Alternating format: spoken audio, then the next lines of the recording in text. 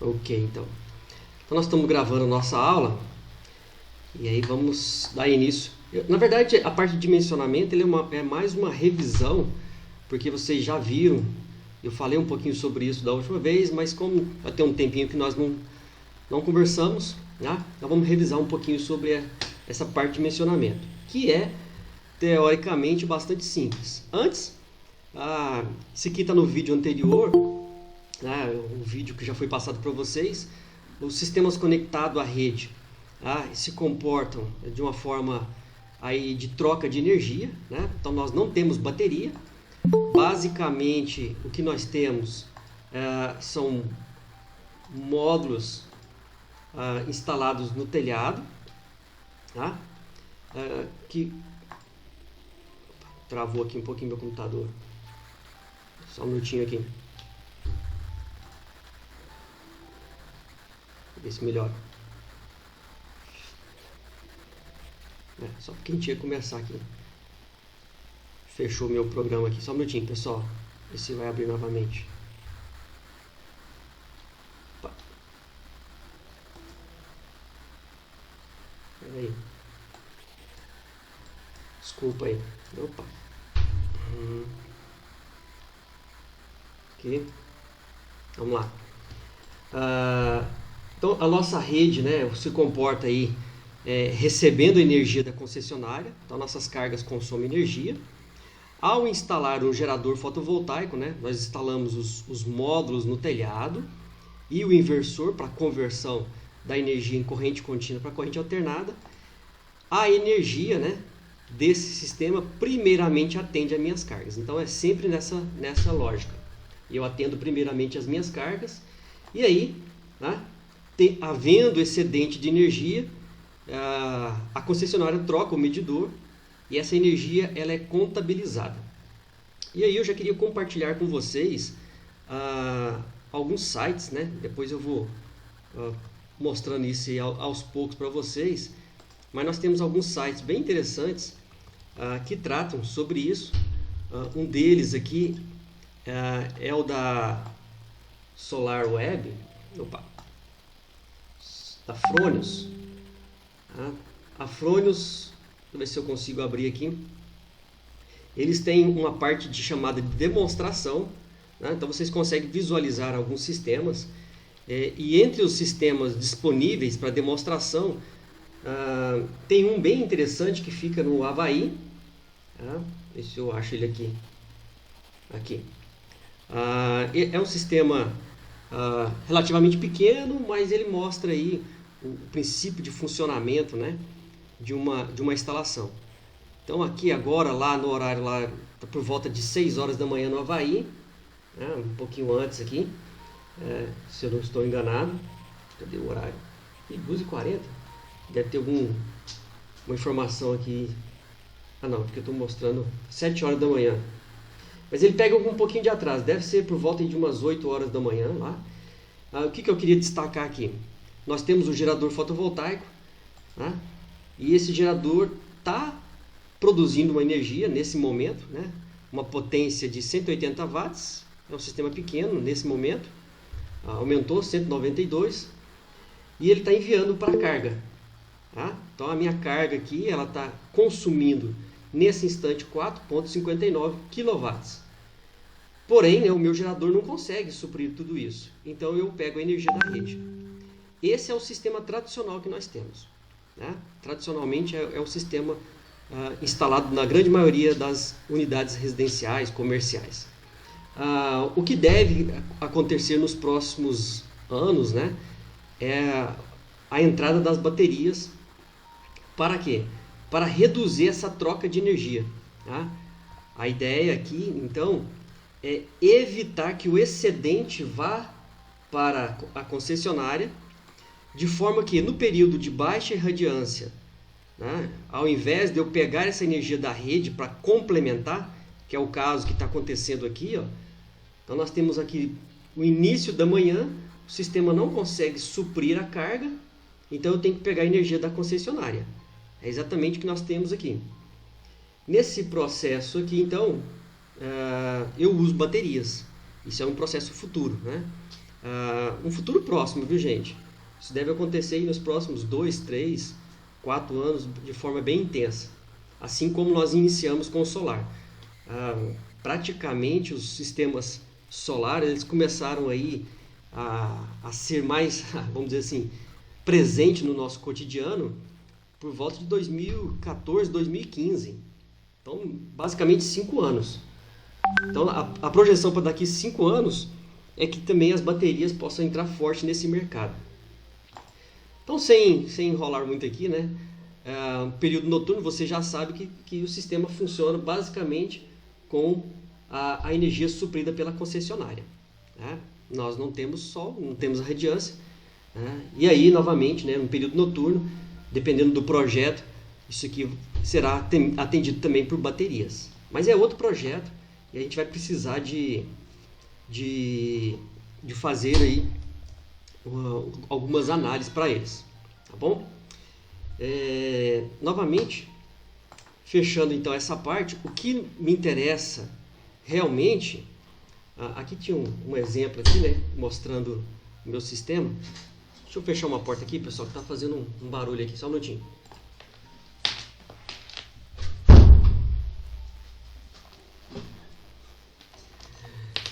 Ok, voltando. Então, nesse exemplo aqui, só para mostrar, né? Se eu tivesse uma geração de 400 kWh mês... Professor, seu microfone ficou desligado. Obrigado. Retornando aqui. Vamos pegar um exemplo, né? Um exemplo fictício. Uma produção de energia aí por meio de 400 kWh mês de geração, né? Em um determinado mês.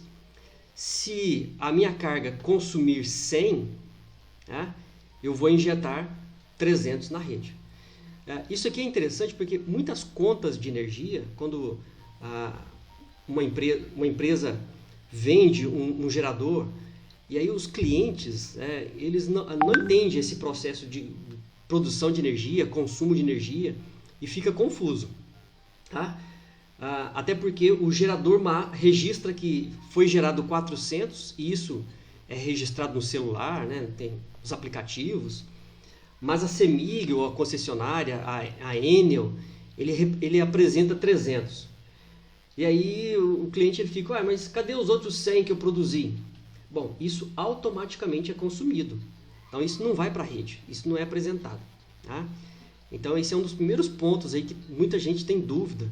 Tá? Porque a energia ela é gerada e primeiramente ela é consumida nas cargas. Então, por exemplo, aí no IFG nós temos uma usina solar, né? E durante o dia, ar-condicionado ligado nas salas de aula, os laboratórios sendo utilizados, lâmpadas e outros aparelhos, está consumindo essa energia. No final do mês, apenas uma pequena parte é injetada na rede, normalmente aos finais de semana, né? Feriados, onde não se utiliza tanta energia. Então, esse é o processo de troca, né? Chamado modelo de compensação ação de energia, dada pela resolução, né, chamada REN 482. Estou registrando aqui. Esse é o modelo do Brasil, né, adotado pelo Brasil, modelo de compensação. Porém, né, aí está mostrando aqui alguns exemplos, né, também aí no período noturno, né, no período noturno apenas eu vou utilizar essa energia que eu injetei, né, eu vou utilizar no período noturno. Normalmente acontece isso. De dia a gente produz a energia, produz acima do que a gente que precisamos, né, e aí no final do dia ou à noite nós pegamos essa energia que vem da rede. Esse é o modelo que nós temos. Eu passei alguns vídeos para vocês, se ficar alguma dúvida depois vocês podem questionar. Tá? Aí novamente, mostrando algum outro exemplo, né? Eu injetei, eu vou ter que pagar essa diferença. Tá? O meu sistema ele precisa ser bem projetado, pessoal. Porém, ultimamente, devido aos custos dos sistemas, né, dos módulos, dos inversores, a gente percebe no mercado que a grande maioria dos clientes, né, dos consumidores, eles têm o que a gente chama de demanda reprimida. Tá? O que é demanda reprimida? Hoje eu pedi para vocês aí uma conta de energia E aí um dos colegas de vocês compartilhou aqui comigo. Até aqui, deixa eu achar aqui a conta, acho que foi o Wilson. Tá aí, Wilson. Vou compartilhar aqui com vocês Ok. aqui. Joia. Aí eu aproveitei e fiz algum recorte só para mostrar para vocês, né, alguns detalhes importantes numa conta de energia, né, que a gente precisa. Essa aqui é uma conta aqui da Enel. A informação talvez principal da nossa conta seria a média do consumo de energia. Veja aqui que o consumo de energia nessa residência aqui, né, o Wilds aqui, ela está bem, vamos dizer assim, fugiu agora a palavra aqui. Ponderada? Oi? Ponderada? Ela com pouca linear, exatamente, obrigado, Fernando. Com pouca flutuação, né? Você praticamente constante aqui o valor. Quando eu olho olhando os valores aqui, aumentar aqui um pouquinho, olhando os valores, baseado aqui, né? 150, 130, 145, o Wilton já fez a conta para nós. Eu jogaria aqui que essa conta tem um consumo médio, tá? Um consumo médio por volta aí de uns 150 kWh. Porém, quando a gente fala de consumo reprimido, né, é que normalmente o cliente ele tem vontade de gastar mais, mas ele acaba não gastando tanto energia, né? Ele quer colocar um aparelho de ar-condicionado a mais, ele quer comprar outros aparelhos eletrodomésticos, ele quer deixar ligado o aparelho de ar-condicionado por mais tempo, mas evita de usar o aparelho porque vai consumir energia. Então, normalmente, né, a gente acaba usando um pouquinho mais dessa energia. E um outro fato importante, né, essa conta aqui, a gente chama aí, né, uma conta monofásica, né, um tipo de fornecimento monofásico. Então a gente precisa observar isso na hora do dimensionamento, porque isso também auxilia nas nossas contas. Já vou explicar por quê, né? E um outro detalhe, né, aqui o valor da tarifa de energia.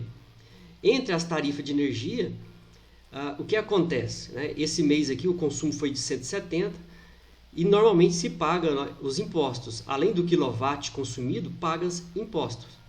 Hoje, né, de acordo com o modelo adotado hoje, o sistema de compensação ele está, a gente chama de cheio, né? Eu compenso ele total. Os 0,812 centavos aqui, né? 0,8812 aqui, 0,6. Isso aqui vai ser compensado total. Só que eu tenho que pagar a tarifa mínima. Tá? A legislação nossa diz que a tarifa mínima, né? Tarifa mínima para esses sistemas são: o monofásico eu pago 30 kWh mês, o bifásico eu vou pagar 50 kWh mês e o trifásico eu pago 100 kWh mês. Isso é o mínimo que eu tenho que pagar. Então, nesse caso aqui, para essa conta, como ele é monofásico, seria interessante que eu gerasse 140 kWh mês. Tá? Mas a gente vai fazer a média para essa conta daqui a pouquinho. Tá bom, pessoal? Mas eu vou mostrar e explicar um pouquinho isso para vocês. Por que disso? Porque se eu começo a gerar muita energia, se eu começo a gerar mais do que eu preciso, isso vai me dar um excedente. Tá? Esse excedente ele é bom, tá? Porém a concessionária ela fica com uma parte desse excedente, tá?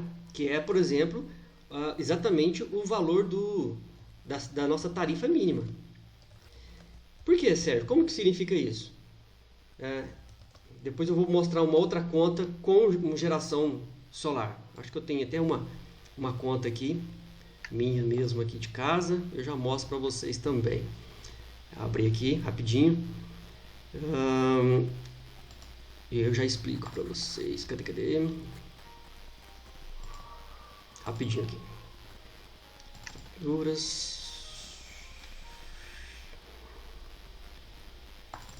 Desse mês agora.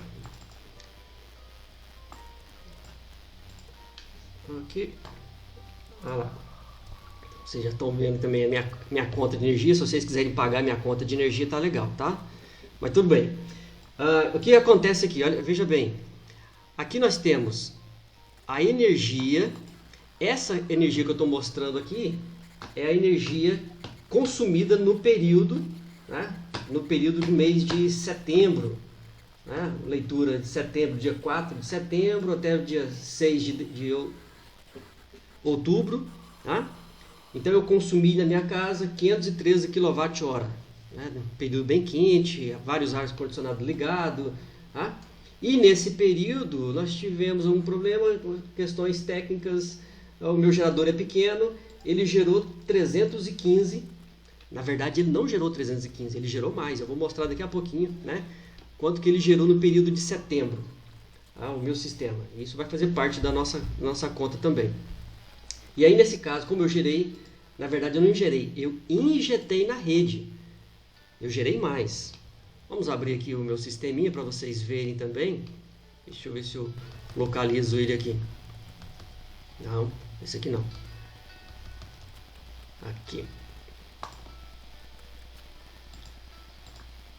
Aqui. Mostrando aqui para vocês. O meu sistema, pessoal, ele tem algumas características, né? Eu optei por um sistema com microinversores, né? Até para fazer alguns estudos. Eu tenho módulos espalhados de uma forma diferente no telhado, né? Também para poder avaliar um pouco aí o funcionamento de cada um em cada ângulo. Né? Também eu acabo fazendo os meus próprios estudos. Mas eu consigo visualizar aqui a energia produzida, né? Normalmente,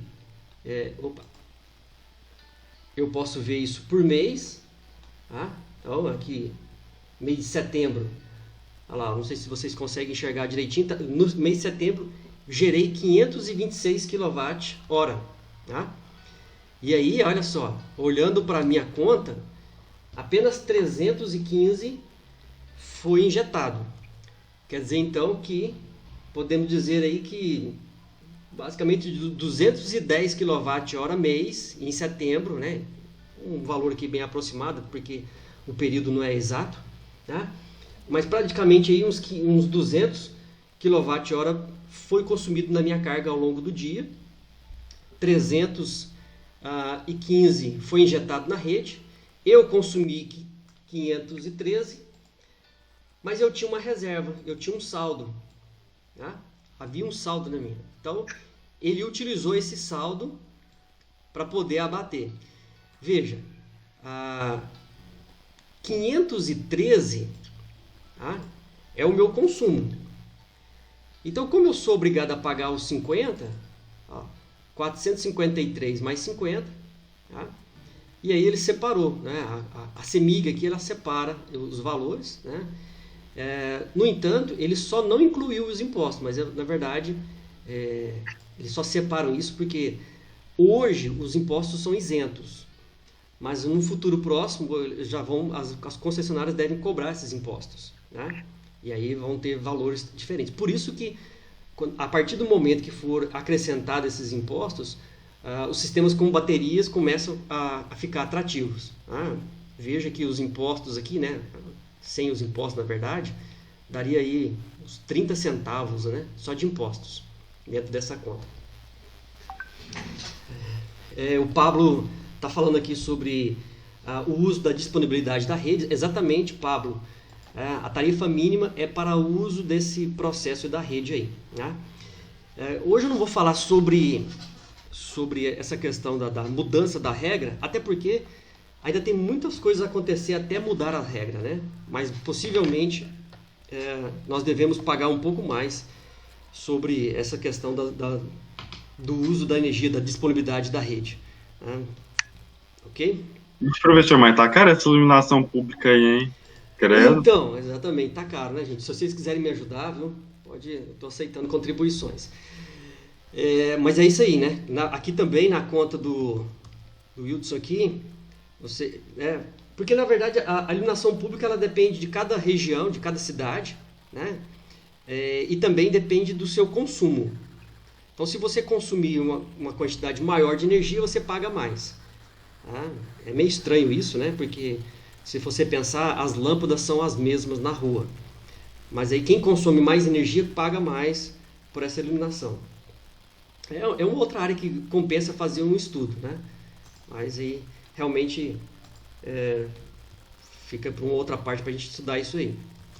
Vamos voltar aqui, deixa eu finalizar aqui e aí entrar nessa fórmula. Essa fórmula, pessoal, é a que exatamente eu gostaria que vocês guardassem aí para poder sempre na hora de fazer o dimensionamento, né, usar essa fórmula aí. Né? Essa fórmula talvez é a principal e eu vou encerrar o nosso curso hoje, a nossa aula de hoje, quando eu falar de figuras de mérito, nós vamos voltar nessa fórmula aí. Né? Essa fórmula aí realmente ela é importante para nós na hora de fazer o dimensionamento dos nossos sistemas. O que eu preciso entender aqui? Né? Primeiro, esse E é a energia consumida diariamente pelas cargas, então é uma energia por dia, tá? E nós vimos na conta aqui do nosso colega, o que nós temos aqui é um valor médio mensal, tá? E eu preciso de um valor diário, ok? Esse é o primeiro ponto. Então, o que normalmente o pessoal faz é dividir por 30. Tranquilo, eu tenho o valor médio mensal, eu vou dividir por 30, eu acho o valor diário. Porque todas as nossas contas aqui vão ser referente ao dia. Esse valor de G, ele faz parte da minha irradiância, porque ele tem a ver, né? Normalmente o pessoal coloca aqui a irradiância no valor de 1 kW, né? Ou 1000 watts por metro quadrado. Isso aqui tem a ver com o que eu chamo, logo à frente eu vou explicar isso aqui para vocês, que são as horas de sol pleno. Então, na verdade, ele vai sumir da minha conta, né? Porque eu vou multiplicar por 1, então qualquer coisa multiplicado por 1 vai sumir. Tá? Ele só entra aqui na minha conta por causa das minhas unidades. Ok? E aí, nós temos a irradiância, né? A irradiação. Esse H total, pessoal, nós temos que tomar cuidado, porque ele é referente ao plano dos módulos. Tá? Nós usamos ele no plano dos módulos. Normalmente a gente encontra esses valores num plano horizontal, tá? No plano horizontal, e aí precisamos depois encontrar no valor do plano dos módulos. O cálculo não é trivial, tá? Então normalmente se usa aí a utilização de softwares para poder fazer isso, para você achar esse valor, tá? Num plano inclinado dos módulos. Mas aí para poder fazer os cálculos existem algumas aproximações. Eu vou mostrar para vocês daqui a pouco, né? O software do Cresesv faz essas aproximações para a gente. E aí é claro, né? Por haver aproximações, para a gente poder, vamos dizer assim, refinar o cálculo, nós usamos o TD, que é chamado de Performance Rate ou taxa de desempenho. Isso aqui para nós é uma taxa, eu vou falar disso novamente no final aí da nossa aula de hoje, exatamente por causa do TD tem uma importância fundamental para a análise de desempenho do sistema. Então, quando eu quero avaliar os meus sistemas, nós usamos aí um valor de TD na faixa aí de 0,7 a 0,9. Então, eu vou mostrar para você cada valor deles, né? Especificando cada um deles aí. A conta de energia eu já falei para vocês, né? A gente usa pela média, o consumo médio mensal. Lembrando que eu tenho aí os valores de disponibilidade, né, que eu acabei de comentar, né? 30 kW para monofásico, 50 para bifásico, 100 para trifásico. Essa irradiância constante que vale 1 kW, né? É constante. E aí nós usamos, né, os dados de softwares, né, softwares gratuitos como Radiasol, o SAM, que são gratuitos, ou o PVSys, Solergo, que são software pagos. Tem o PVSol também. O Solergo, pessoal, eu estive consultando esses dias por causa do dólar, né, e euro também. Já está na faixa de R$6.000, né? O PVSys deve estar por aí também. R$6.000 a licença. É uma licença anual. Você tem direito a usar o software. Depois, se tiver atualizações, você tem que pagar, né?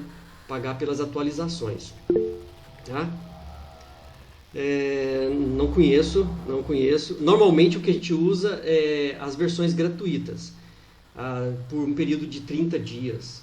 Então você consegue usar por 30 dias gratuitamente, né? E fazer a instalação deles. Acho que eu instalei agora recentemente a versão gratuita do meu. Eu tenho uma versão paga do PVSol, do PVSys. Deixa eu ver se eu vou mostrar a cara dele para vocês. Mas eu preciso atualizar. Ele está precisando de atualizar aqui também. Vamos ver se ele vai aceitar aqui. Acho que não.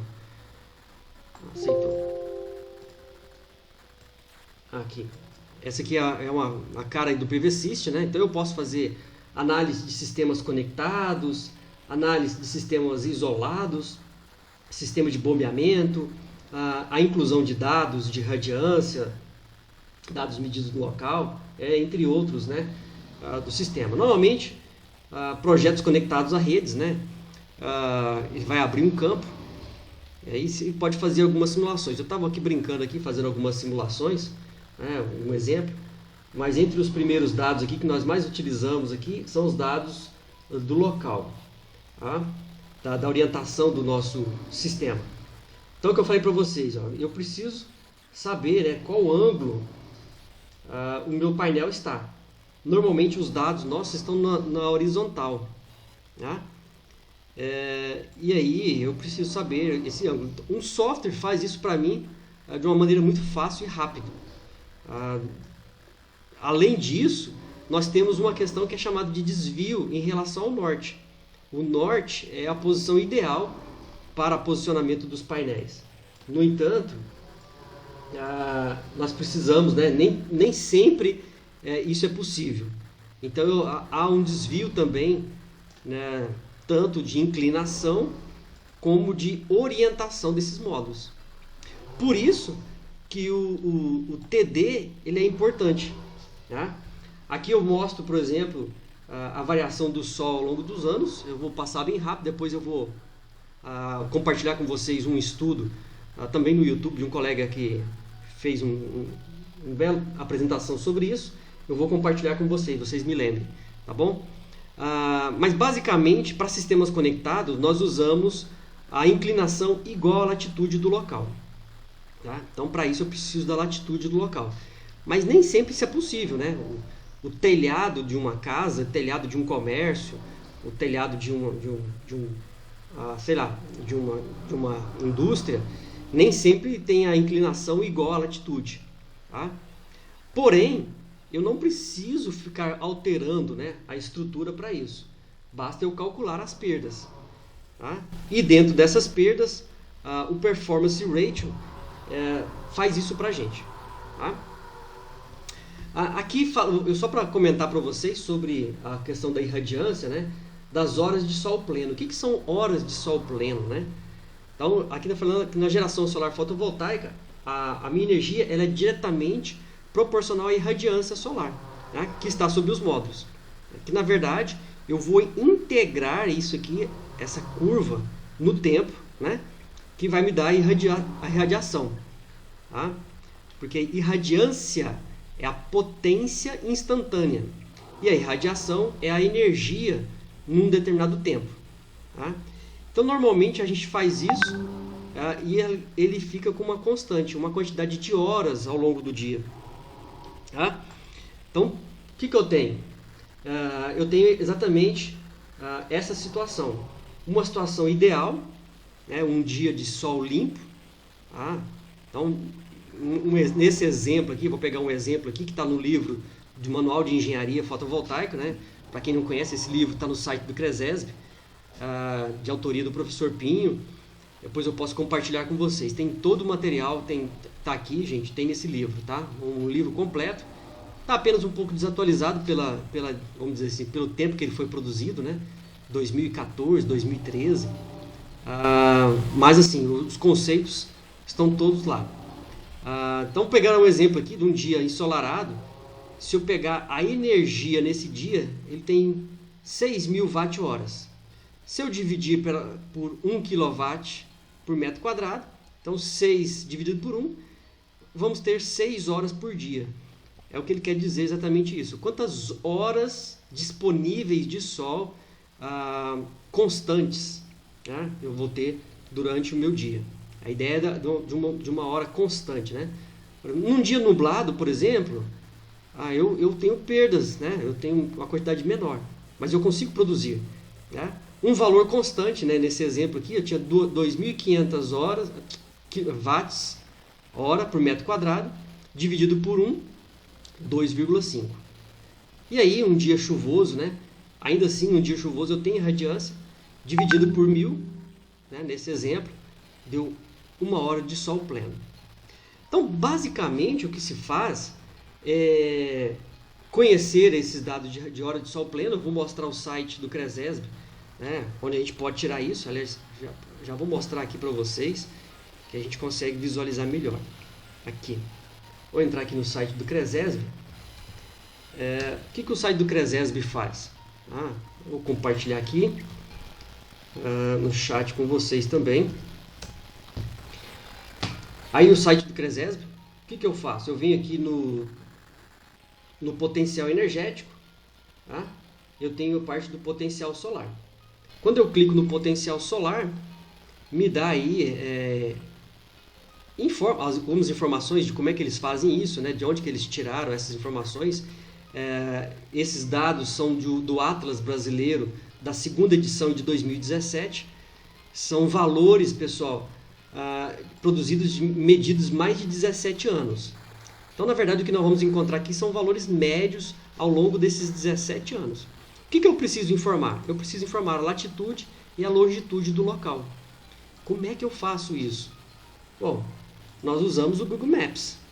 Eu vou lá no Google Maps. Vou pegar aqui o IFG, Itumbiara, o exemplo. Vamos lá. Vocês matarem saudade aqui. Campus Itumbiara aqui, o IFG. Ao clicar, né, na tela, ele já tem aqui para mim os valores de latitude e longitude. Basta eu clicar na tela, no local, né, onde eu quero o meu telhado.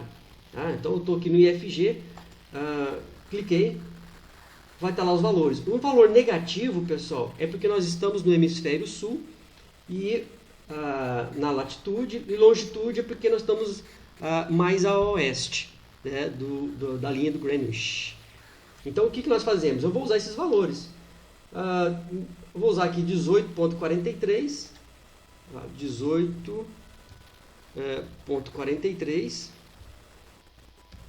Já está sul, pessoal. Eu não preciso colocar negativo, porque já vem sul aqui. Aumentar aqui um pouquinho. E longitude, voltando aqui, então, longitude 49.21. Nem preciso ser muito preciso, porque a diferença vai ser muito pequena. Vou pôr 40.28, tá? Aqui mesmo. Mando buscar. Quando eu faço isso, ele me dá 3 valores. Esses 3 valores é porque eles fazem uma triangulação para pegar o ponto mais próximo. Na verdade, o site do CRESESB, ele pega dados de satélites de um quadrado. Um quadrado de distância, aí, se eu não me engano, de 10 quilômetros entre cada ponto, cada vértice. O que nós temos aqui, então? O primeiro aqui sempre vai me dar a distância mais perto do ponto que eu escolhi. Então, lá do IFG, esse primeiro local me dá os valores de irradiância. Está aqui, ó, valores de irradiância no plano horizontal. Mas não me serve no plano horizontal, eu preciso do plano vertical. Então, para isso, o que eu faço? Eu volto aqui, eu clico, né, aqui na cidade de Itumbiara. Aí sim, agora eu tenho no plano horizontal, ângulo igual à latitude, que é o que me interessa, igual à latitude, e outros valores, né, maior média, maior mínimo, anual, mensal. Interessa para mim aqui o maior latitude. E se vocês olharem bem aqui, ó, na média, a diferença é pequena, né? Esse é o valor que eu vou usar. Esse valor aqui, pessoal, é da irradiância agora no plano inclinado. Tá? Esse valor ele praticamente é o valor constante para a cidade de Itumbiara. Então eu vou usar sempre 5,47. Só que esse aí é chamado de H total. Tá? Se eu fosse fazer isso em horas de sol pleno, bastaria praticamente dividir isso por 1 kW, que seria 5,47 horas. Esse é o raciocínio. Tá? Então eu vou usar esse valor de 5,47. Aí por fim, agora sim, por fim Então, aqui... oi? Quem me chamou? eu sempre pego aquele valor dela igual à latitude, um ângulo igual à latitude, né? Você sempre pega para o valor do ângulo igual à latitude. É claro que isso aqui você teria que colocar no software para poder achar exatamente o valor igual à inclinação do telhado da sua casa, por exemplo, da sua residência, do comércio, onde está fazendo o projeto. Aqui ele está falando que lá em Itumbiara, né, por causa da latitude ser 18 graus, o ângulo de inclinação ideal é 18 graus. Tá? O que seria isso? Seria, se eu voltar aqui no... Eu fechei o meu PVSys? Fechei não. Aqui, ó. Eu teria que colocar aqui no ângulo de 18 graus. Tá? Com uma orientação para o norte. Se eu fizer isso, para Itumbiara, eu teria que ter, né, nesse caso aqui, eu teria que ter uma perda zero anual. Ou a perda mínima possível, tá? Nessa situação. Então é por isso que eu uso sempre aqui no igual à latitude. Tá? É o ideal. É claro que entre o ideal e o real, nós temos exatamente o TD. O que é o TD? O TD ele engloba as perdas no meu sistema. Tá? Na prática, o TD teria que ser ideal, o TD seria igual a 1, ou 100%. Né? Ou seja, rendimento 100%. Porém, né, nós temos aí efeitos da temperatura, desvio de potência entre os módulos, né? Nós chamamos isso de mismatching. O que é o mismatch? É o casamento entre os módulos.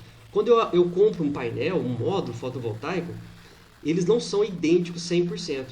Então eu tenho um módulo, por exemplo, vou pegar um módulo de 325 watt-pico. Eu compro, um tem 325, o outro tem 326, um terceiro tem 327. Na prática, a gente compra eles como se fossem todos 325, mas eles têm essas diferenças. Tem diferenças de cabeamento, perdas ômicas, pode haver sombreamento no sistema, tá? Tem perdas na conversão do inversor, né? Você tem uma conversão de corrente contínua para corrente alternada. Tem problemas de sujeira, que na nossa região é muito grande, né? A questão da sujeira. Né? Tudo isso influencia no sistema. Na prática, né, esse valor pode variar aqui de 70%, na verdade tem um erro aqui, é de 70% a 90%, tá? Ou seja, de 0,7 a 0,9%. E o que a gente tem visto no mercado aí é um valor aí na ordem de 0,75 para a nossa região. Tá? O que significa isso? É 25% de perdas no sistema. Mas não é muito, Sérgio? Sim. Sistemas pequenos, principalmente. Porque normalmente os usuários não pagam para fazer as limpezas regularmente. Sistemas maiores, há uma manutenção preventiva, né? Uma manutenção programada. Então isso pode ser melhor. Já existe aí alguns casos, pessoal, quando a gente faz o que nós chamamos de contratos de PR. E aí nós vamos falar disso agorinha, né? Porque o PR, que é exatamente essa taxa de desempenho que nós estamos falando aqui, ela precisa ser garantida. Tá? O que significa isso? Vamos agora pegar um caso bem real. Vamos chegar aqui no nosso exemplo do nosso colega aqui. Tá? Nós chegamos aqui na nossa conta, aqui, o Wilson pode me ajudar aqui. Se nós pegarmos aqui, vocês me ajudam aqui com a calculadora. Vamos pegar esse exemplo. Nós já fizemos a média aqui, cálculo da média. Chegamos a um valor médio de 140 kWh mês. Então eu teria que gerar 140 kWh mês. Se, gente, olha só, se a gente for pensar, né, acadêmica, na academia aqui, valores bem precisos, nós teríamos que desconsiderar a disponibilidade. Por quê? Porque todo mês eu tenho que pagar a disponibilidade, que no caso monofásico é igual a 30 kWh, correto? Então, seria interessante que a minha energia fosse na ordem aí de 110 kWh. Esse seria aí a minha necessidade. Eu preciso de 110 kWh. Por quê? Porque 30 eu tenho que pagar de qualquer forma. Eu sou obrigado a pagar 30. Tá? Porém, gente, o que a gente vê no mercado? O pessoal desconsidera esses 30, tá? E faz a estimativa pelo menos para 140. Por que isso? Porque ele sabe do que nós falamos de consumo reprimido. Eu tenho vontade de consumir mais, eu quero colocar um ar-condicionado a mais, eu quero... Então, o pessoal despreza esses valores aí da disponibilidade. Tá? Mas num cálculo, vamos dizer assim, mais acadêmico, né, nós incluímos esse valor. Tudo isso depende do cliente, depende da forma que vai ser abordado a venda, né? Depende dos custos do sistema. Às vezes o cliente fala, não, eu achei que ficou barato esse sistema, pode aumentar aí, pode colocar mais. Aliás, pode colocar 250 kWh mês aí, porque eu vou colocar mais um ar-condicionado. Então, isso depende muito da negociação da venda. Tá? Então, basicamente, aí, o que você pode manter nesse sistema aí é exatamente a ideia aí de pelo menos 110. Tá? Se a gente manter essa energia aqui de 110 e dividir isso aqui por 30 dias, quem é que pode fazer uma conta para mim? A calculadora é rápida aí. 110 por 30, 110 por 30, e nós vamos chegar, eu quero mostrar a nossa conta aqui. Aqui, peraí. Essa conta aqui. Ó, nós estamos aqui na energia. Então a minha energia aqui, 110 por 30. Quem já fez aí para mim? 3.7. Oi? 3.7. 3.7. Beleza. Vamos arredondar aqui 3.7. Essa é a minha necessidade de kWh dia. Tá? E nós vimos na nossa irradiância que nós, para o caso de Itumbiara, nós podemos usar o valor de 5,47, que é a nossa hora de sol pleno, igual a 5,47. Tá? Então agora eu vou aplicar isso na minha fórmula. Porque o G aqui vale 1, tá? Esse nós temos que é 3,7, 5,47 e o TD. O TD nós vamos usar, é um valor adimensional, nós vamos usar um TD igual a 0,75. Tá? Para as nossas contas aqui. Então, resolvendo essa conta aí, quem fez a conta aí, me ajudar aqui rapidinho. Então, vamos lá, vou fazer aqui, gente. 5,47,75. Ih, deu 0,9, é isso mesmo? Alguém achou 0,9? Eu achei isso também. O que é 0,9, gente? 0,9 kW pico. É a potência necessária para poder gerar o meu 110 kWh mês. Tá? Então é isso mesmo, é 0,9. Agora, o que eu preciso entender na prática? Tá? Olha, eu preciso dimensionar, eu já sei. Eu sei a potência do meu gerador fotovoltaico. Né? O meu PV, ele vale 0,9 kW pico. Por que pico? Esse pezinho aí? Porque isso aqui, gente, é somente... Isso só acontece quando eu tenho 1000 watts hora por metro quadrado. 1000 watts por metro quadrado de irradiância. Tá? Quando eu tenho isso, tá? Com uma temperatura na célula, ou no módulo de 25 graus Celsius. Tá? O que é 25 graus Celsius? Olha, é a temperatura no módulo, não é a temperatura ambiente. Gente, na prática, isso raramente vai acontecer para nós no hemisfério sul aqui no Brasil, né, na nossa região. Por quê? Porque um painel desse no sol, se a gente medir a temperatura dele, nós vamos ter aí valores altíssimos. Infelizmente, deixa eu ver se eu acho que eu não tenho. Eu não tenho mais acesso ali aos dados nossos do campus. Nós temos um medidor de temperatura. Depois eu até vou confirmar se está disponível. Mas agora, nesse horário, agora, por exemplo, 3 horas da tarde, esse valor já está lá.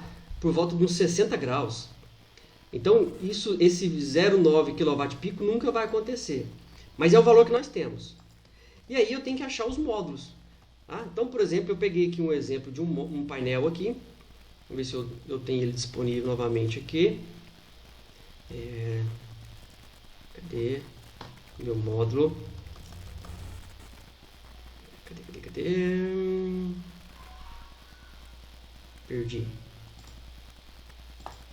Cadê você, módulo? Deixa eu ver se ele não está aqui.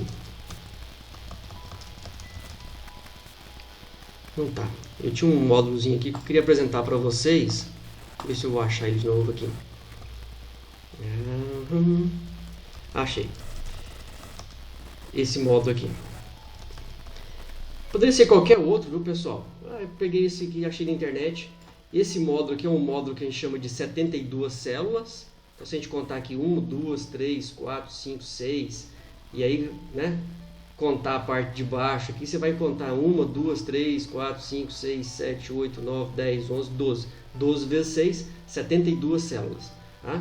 Hoje o que nós temos aí são chamados módulos de half cell entrando no mercado. Né? Eles cortam a célula e dividem o módulo no 2. Isso ajuda por causa de sombreamento. Tá? Mas o que eu queria mostrar para vocês é que essa influência da temperatura.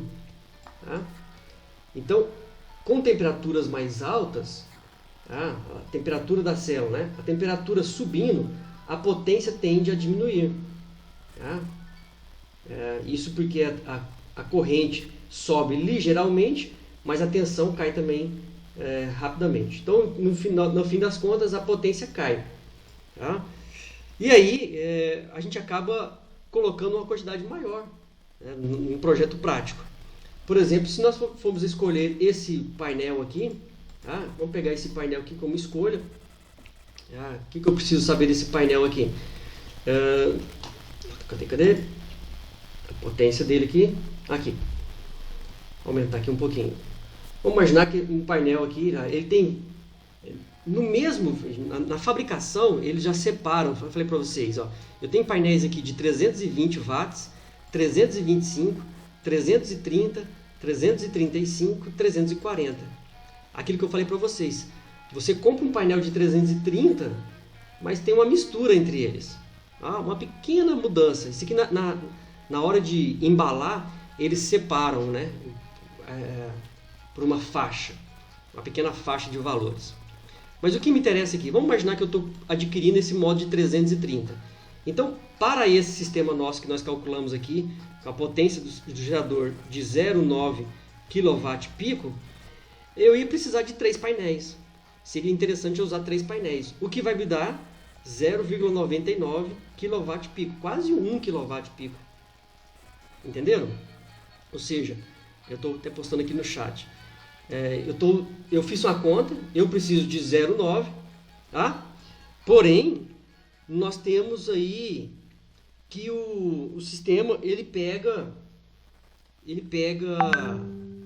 o uso aí de 330, como posso falar para vocês aqui? Na prática eu vou ter que usar 330. Eu poderia usar modo de 320. Hoje em dia, pessoal, os módulos comercialmente já estão na faixa de 340, 360, 400 watt pico. É o que nós mais temos aí dentro do sistema. Tá? Então, nós vamos ver aí nesse processo todo, dependendo do fabricante. Tá? Mas eu adotaria aí 3 módulos de 330 watt pico. Tá? E o inversor? Qual utilizar? A grande questão aqui do inversor é que nós temos um sistema pequeno. Nós temos um sistema aqui praticamente de 1 kW pico. Inversores pequenos já são difíceis de encontrar no mercado. O que nós temos hoje é o que nós chamamos de micro inversores. Tá? E aí, nesse caso aqui, veja bem, olha a situação. Nesse exemplo especificamente, se eu quero gerar 110 kWh mês, né? 110 kWh mês, eu precisaria adquirir hoje no mercado, um micro com a potência aí de pelo menos aí 1.300 watts. Mas tem menor, Sérgio? Bom, tem vários fabricantes no mercado, eu tenho que olhar um pouquinho no mercado, tem vários fabricantes. Hoje, a empresa chamada PHB, se eu não me engano, lançou um inversor de 750 watt-pico. Olha que interessante, eu não sei os dados dele, desculpa, não é watt-pico, inversor é watts mesmo, tá, gente? Inversor é só watts. Deixa eu até ver se ele não está disponível aqui. Tá? HP, não é HP, PHB. Eles lançaram recentemente esse inversor. Anel solar, inversor solar, inversores trifásicos, para ver. Primeiro inversor solar, não. Vamos ver se eu tenho ele aqui. PHB eletrônico. Não vai ter não? 750 watts? Deixa eu ver se eu acho aqui. Não, esse aqui é uma notícia antiga. São os primeiros inversores lá de 2015, né? Um produto de certificação nacional. Mas não era esse aqui não.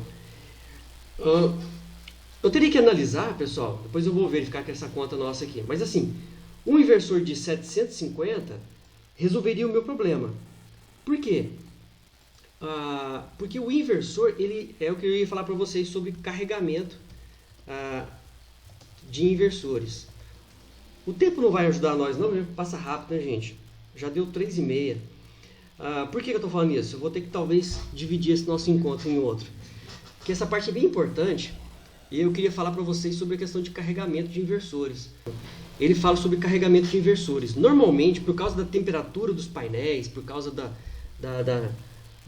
funcionalidade dos módulos, os meus inversores têm uma potência inferior à potência dos painéis. Tá? Então eu uso uma potência inferior, ou seja, se o meu painel tem, se eu estou usando 3 módulos de 330 watt-pico, eu poderia montar isso num inversor de 750 watts tranquilamente. Porém, uma coisa que eu preciso observar é a tensão de entrada. Por quê? Normalmente, você vai ver isso no artigo, o meu inversor ele não queima quando tem uma tensão muito alta. Desculpa, quando tem uma potência muito alta. Ou seja, o inversor tem uma potência nominal de 750 e eu estou colocando 990 watt-pico sobre ele, de painéis. Tá? Nós estamos fazendo o que nós chamamos de carregamento de inversor. Isso tem a ver com o que nós chamamos de FDI. Se nós abrirmos aqui esse artigo do canal Solar, tá? Aqui, ele vai falar exatamente sobre isso, tá? Sobre esse carregamento de inversores. Depois eu vou deixar vocês lerem aí, que é chamado de FDI, tá? Que é a potência de entrada dos inversores, tá? Dividida pela potência de pico dos painéis. Isso tudo tem a ver com a questão da temperatura, né? Aquilo que eu falei para vocês, 1000 watts por metro quadrado com a temperatura de 25 graus Celsius, porque isso raramente é atingido. Em pouquíssimas situações isso pode acontecer ao longo do ano. Tá? E tudo isso tem a ver com a questão de custos, tá? É chamado aí de custos do sistema. Então nós podemos trabalhar com isso. Depois eu vou mostrar para vocês um exemplo de um sistema maior. Esse exemplo nosso hoje foi um exemplo pequeno, de uma instalação pequena, mas exemplos maiores, isso começa a fazer sentido e a gente vê isso na prática. Tá? Agora, vamos fazer um processo contrário. Eu queria fechar nossa aula de hoje, depois a gente vai voltar nesse assunto, eu posso conversar com vocês, eu vou passar alguns materiais que falam sobre isso, que eu estou comentando hoje com vocês. Mas agora eu queria fazer uma conta ao contrário para a gente encerrar aqui a nossa participação hoje, que é exatamente vocês. Figura de mérito é quando eu quero avaliar a minha usina, tá? Se aquilo que eu projetei está sendo executado. Tá? Que na verdade eu faço isso por duas situações. Uma delas é chamada de performance rate e outra é chamada de yield ou produtividade. O que significa esses dois camaradas? Na verdade, o Performance Ratio vocês já sabem. Tá? O Performance Ratio é aquela razão entre o desempenho real e o desempenho máximo teórico. Tá? Então, é aquele 0,75 que nós usamos. Muitas empresas, grandes usinas, eles usam o que nós chamamos de Performance Ratio em contratos de, por exemplo, 0,85. O que significa isso? Eu vou ter que avaliar a minha usina e no final do ano ele tem que dar 0,85. Se não der 0,85, eu pago uma multa, uma penalidade. Tá? Então, a grande vantagem é que eu posso comparar sistemas independente da região. Imagine que eu quero comparar a usina instalada no Instituto Federal de Itumbiara comparada com a usina instalada lá em Goiânia. Ou com a usina instalada aqui em Uberlândia, Minas Gerais. Como é que eu faço isso? Eu uso o PR. Tá? O PR, então, é a nossa fonte de referência. Olha, como é que eu faço isso? Tá? Como é que eu uso o PR? É aquela mesma conta anterior, só que agora eu isolei o PR. Antes, no nosso exemplo anterior, tá? Nós tínhamos aqui o PR. O PR, na verdade, era o TD. Tá? Então, o TD está aqui dividindo, né? Ele vai passar para cá multiplicando e a potência do sistema vai passar para cá dividindo. É o que acontece exatamente aqui com o nosso PR. O PR passa dividindo. E agora que a potência do meu sistema fotovoltaico, passou para cá. O PR passou para cá multiplicando. Aqui continua, o G continua sendo 1000, tá? Um valor unitário. O HT é a minha irradiância sobre o plano dos módulos, tá? Que eu preciso de um piranômetro. Um sistema. Agora eu não posso usar, gente. Eu não posso usar o valor que eu encontrei lá no site do Cresesb. Porque aquele valor é um valor médio. É um valor estimado médio ao longo dos últimos anos. O que eu preciso para avaliar o PR realmente é um valor medido. Eu tenho que medir isso, monitorar isso. Tá? E isto custa, né? Custa hoje comprar um piranômetro para montar numa usina pequena, né? Piranômetro pode ser uma célula de referência também. Aí no campus do IFG nós temos uma célula de referência, tá? Para medir a irradiância. E aí sim eu tenho valores, né? Watts por metro quadrado registrados no local. Se eu tenho os valores registrados no local, aí eu consigo achar o PR real da minha instalação, né? E esse PR real, ele tem que ficar por dentro daquilo que eu prometi. Então, se você fez uma conta de um PR, né, de 0,75, você está sendo aí bem tranquilo, né? Você tá, né, 0,75 já é um valor muito baixo, tá? Mas você tem que garantir o que está prometendo.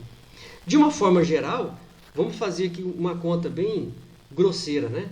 Se nós tivéssemos o meu sistema aí de fotovoltaico que nós estamos prometendo, a potência do fotovoltaico com 3 painéis de 330 deu 0,99, tá? Eu já passei para quilowatt.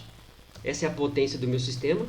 Se eu quero saber a energia que esse sistema vai gerar ao longo de um mês, eu vou pegar aquelas horas de sol pleno, 5,47, que são as horas de sol pleno por dia, vezes 30 dias, vezes esse valor de 0,99, tá? Que nós calculamos.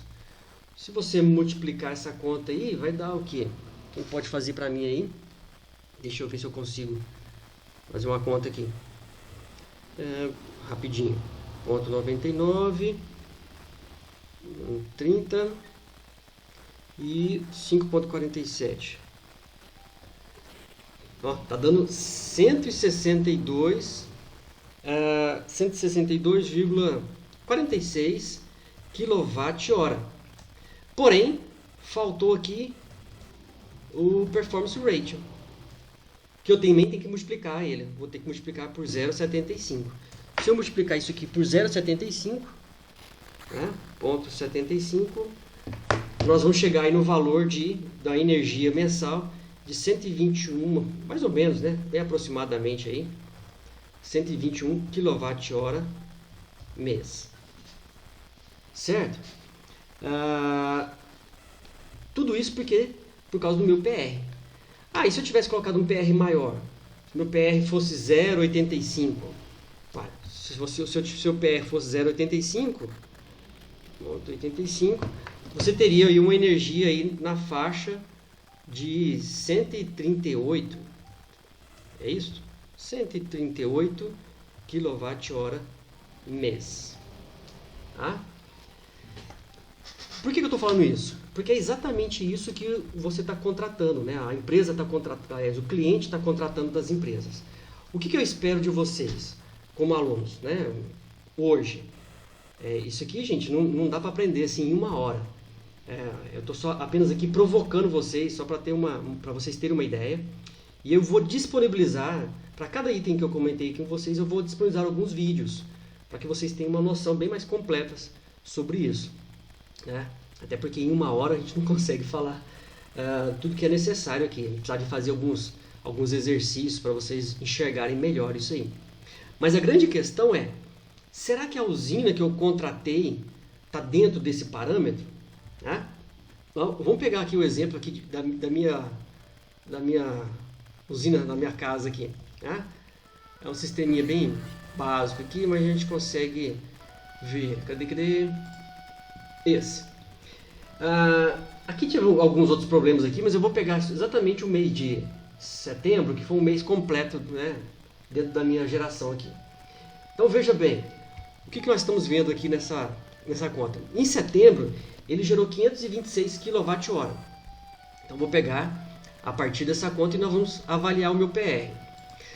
Só que eu não tenho como avaliar o PR, porque eu não tenho uma célula de referência na minha casa. Tá? Não dá para fazer. Então o que eu faço na verdade? Eu faço uma segunda análise. Sobre essa produtividade, pessoal, ela é mais simples. Só que eu não consigo fazer comparações em grandes distâncias. O meu sistema tem que estar numa mesma região, tá? Com as mesmas características. E aí eu consigo pegar a energia produzida, né, gerada num determinado mês, dividido pela potência do meu sistema. Se eu fizer isso, o que nós temos aqui? Novamente, eu peguei, em setembro, por exemplo, a energia de setembro foi igual a 526 kWh de energia. Se eu dividir pelo tamanho da minha usina, que é de 3,6 kW pico, que é a potência do meu sistema, são 10 módulos de 360 watts. Então, nós chegamos aqui o quê? Nós chegamos ao valor de... Cadê aqui? 526, 3.6, 146 kW pico dividido por quilowatt hora. Tá? Isso para mim é a produtividade, né, do meu sistema. Essa produtividade, pessoal, é como se a gente estivesse comparando, por exemplo, um veículo quilômetros com 1 litro de gasolina. Né? Por exemplo, o seu carro, quantos quilômetros com 1 litro de gasolina ele faz? O meu carro faz 10 km com 1 litro de gasolina. O meu faz 8 km com 1 litro de gasolina. O meu faz 15. Tá? Então eu começo a fazer uma comparação do meu sistema. Só que só é válido para uma mesma região. Então se você estiver fazendo um artigo, por exemplo, fazendo um estudo apenas para a cidade de Itumbiara, e aí você começa a comparar, né, se o seu sistema está um bom parâmetro ou não. Se o seu valor estiver muito abaixo, por exemplo, está dando 90 kW pico por quilowatt... Desculpa, pessoal, na verdade é quilowatt-hora por quilowatt pico. É invertido, porque é a energia pela potência. E eu consigo fazer isso para qualquer sistema. Tá? Eu vou até abrir aqui, gente. Eu acho que eu tenho um outro sistema de monitoramento aqui. Esse aqui está na cidade de Uberlândia. Ô Sérgio. Oi? Tirar a dúvida. Você tem que olhar o mês ou o ano? O ano todo dessa conta? olha só, você pode fazer isso por dia, por mês ou por ano. Depende do seu estudo que você quer trabalhar, tá? Então, por exemplo, eu quero comparar o mês, eu quero comparar o meu sistema esse mês com outro sistema. Qual que é o raciocínio aqui? Até vou abrir aqui um outro, deixa eu te mostrar aqui. Deixa eu só lembrar onde é que eu montei aqui. Não é isso não. Que eu quero mostrar para vocês que eu tenho um outro monitoramento. Aqui. Olha só. Tá? Esse sistema aqui, deixa eu ver se eu lembrar dele aqui, está montado, só que ele está na mesma região e eu quero pegar a energia dele. Eles mudaram um pouquinho os gráficos aqui, vamos ver se eu consigo ver aqui. Esse sistema aqui ele é de 3.18 kWp. Tá? Então, a grande pergunta aqui é o seguinte: será que esse sistema de 3.18 ele é melhor ou é igual ao meu sistema de 3.6? Como é que eu faço essa comparação? Né? Então eu vou pegar um mês, eu estou pegando um mês ideal aqui. Eu poderia pegar um ano, mas eu não tenho um ano completo ainda. O meu sistema não tem um ano completo. Tá? E também no meu aqui eu tive problemas da internet, eu perdi vários dados no meio do processo. Então se eu abrir aqui um determinado mês, vocês vão ver que eu perdi vários dados aqui dele. Então eu vou pegar esse mês como referência, mas eu poderia pegar um ano. Se eu tiver os dados de um ano, posso pegar os dados de um ano. Mas vamos pegar aqui esse mês aqui. Esse mês então o meu sistema gerou 526, nós já fizemos as contas, deu 146 kWh por kWp. Aí eu vou num outro sistema, tá aqui o outro sistema, vou pegar também o valor do mês de setembro e ele gerou 507.4. Né? Então agora eu vou fazer a conta de que ele gerou 507,4, isso é energia, kWh, vou dividir por 3,18, que é a potência desse sistema, 3,18. Quando eu faço isso, tá? Ele vai dar ligeiramente próximo, um pouquinho maior, vamos ver, 507,4 dividido por 3,18. Opa, deu bem maior, deu 159,55 kWh por kWp. Sérgio, então quer dizer que o sistema do seu colega produziu mais do que o sistema da sua casa? Sim, tá? E aí tem vários fatores para isso. Mas esse dado aqui, esse exemplo meu aqui não serve de base, não. Por quê? Porque na verdade esse sistema aqui está em Uberlândia. Tá? Esse sistema aqui está em Uberlândia e o meu outro sistema aqui está na minha casa, que está agora em Tuiutaba. Então são dados de radiância diferentes. Eu precisava de avaliar o PR realmente. Tá? Porém, eu sei que o meu sistema, quando eu olho para esse sistema, ele vai dar diferenças, porque eu tenho painéis para diversas posições, diversas inclinações, tá? E aí eu teria que avaliar talvez o ano, para ter uma boa visão, realmente. Quando eu analiso um mês específico, eu posso não ter um bom resultado, tá? Eu vou compartilhar com vocês depois um estudo sobre isso. Mas quando vocês estiverem fazendo talvez um artigo, estiverem fazendo um estudo no campus, vocês têm que saber que existem esses parâmetros, né? E são eles que definem para nós, né, tanto aqui o yield, que é a produtividade, né? Basta dividir a energia por um período, né? Pode ser por um período de um ano, por um mês. O ideal é o ano, realmente. Tá? Ou podem fazer isso usando o Performance Ratio. Só que o Performance Ratio eu preciso ter os dados de radiância. E aí, gente, com as grandes usinas crescendo, sistemas residenciais, pessoal, sistemas pequenos, isso não faz sentido, porque é caro eu colocar um sistema de monitoramento com radiância. Então não faz sentido avaliar Performance Ratio para sistemas pequenos, a não ser quando a gente está estudando, fazer estudos mesmo. Agora, grandes usinas e usinas rurais, por exemplo, você está falando de usinas de 100 kW pico, usinas de 500 kW pico, aí sim, gente, fazer contratos de PR é o que deve acontecer nos próximos anos. Até porque eu compartilhei com vocês um vídeo, né, da terceira aula, do terceiro encontro do modo rural que eu falei para vocês. Existem muitos problemas em instalações. Então, quem for inteligente nessa área, né, o cara que for realmente aí, entendido do assunto, ele vai fazer contratos. Porque nós estamos falando de análise econômica. Então, nessas análises econômicas, eu preciso considerar todos esses fatores. Ok, pessoal? Eu sei que vocês vão ficar aí com várias dúvidas, até porque em 1 hora não dá para a gente falar, e eu falei já mais do que 1 hora. Então, eu espero de vocês o seguinte, para a gente poder fechar esse curso nosso.